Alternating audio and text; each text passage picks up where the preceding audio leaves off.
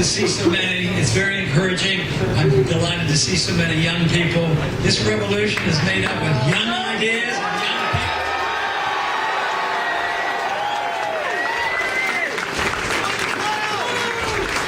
You know, a few years ago, I didn't quite understand what was going on. I was still learning a little bit about the internet and a few other things. But it looks like now the message of liberty spreads very well today, and this to me is wonderful.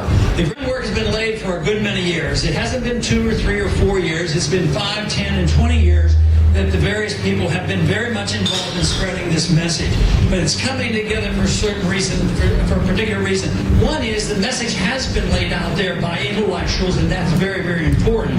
But the other thing that is happening that makes our views so appropriate is now we have proof of the views that have been running this country for about 50 years. They failed and they need something new.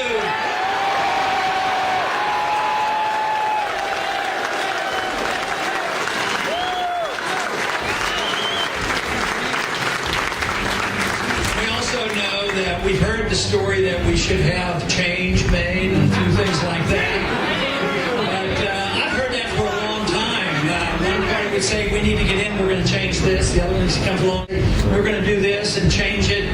But the truth is we need some real change in attitudes in this country. We can start off with changing our attitude about what we have in our monetary system, and that required that, of course, we must get rid of the federal.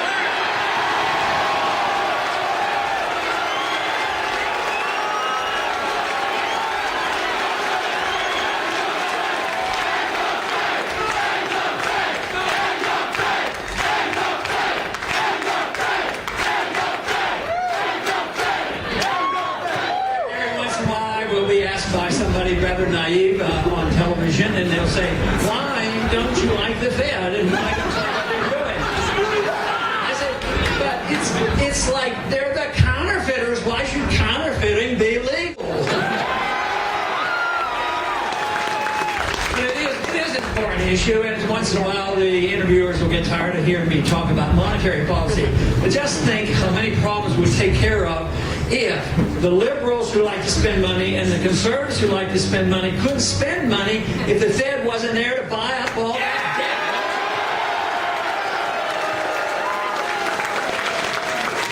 The real tragedy of the inflationary system is that early on it doesn't seem to hurt and some people seem to benefit until the bubbles get too big and they burst, and then people suffer and people lose their houses and their jobs. And then when they try to bail out, do they bail out the poor people who've lost their jobs? No, they bail out all the big guys.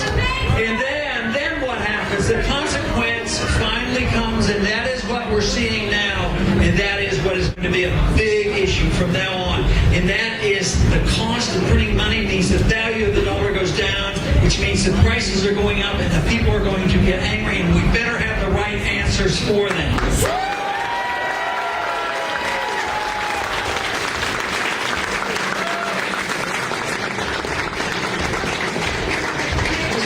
That we've been told about by many who are running for office, and when they get in office they don't do it.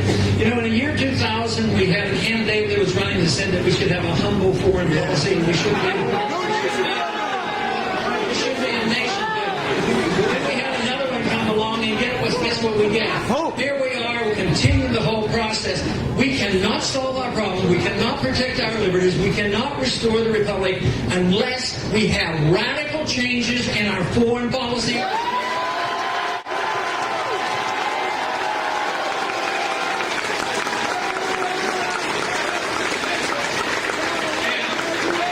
very easy to describe it. Bring all the troops home and take care of it.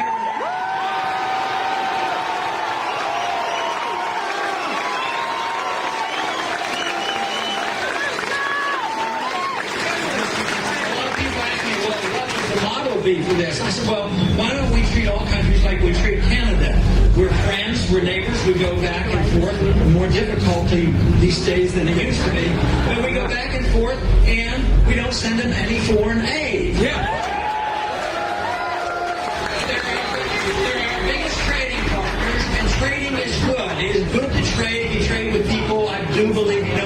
with them as much as otherwise. So it is better to trade with people, talk with people, and deal with people in a diplomatic fashion, rather than us pretending that we can take some of our good values, and force them on other people. I truly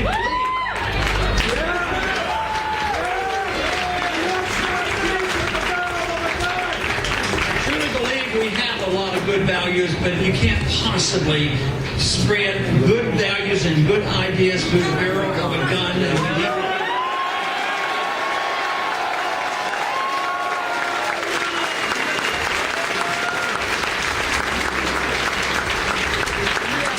Some people ask, how can we get into this mess? Our medical care system is a problem. Our educational system has problems. Our military has a difficulty.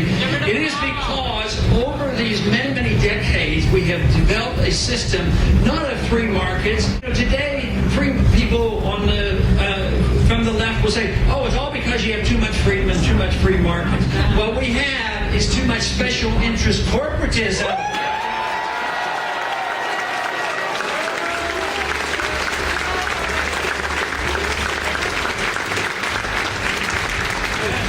We have too much collusion between big business and big government, and they get the deals.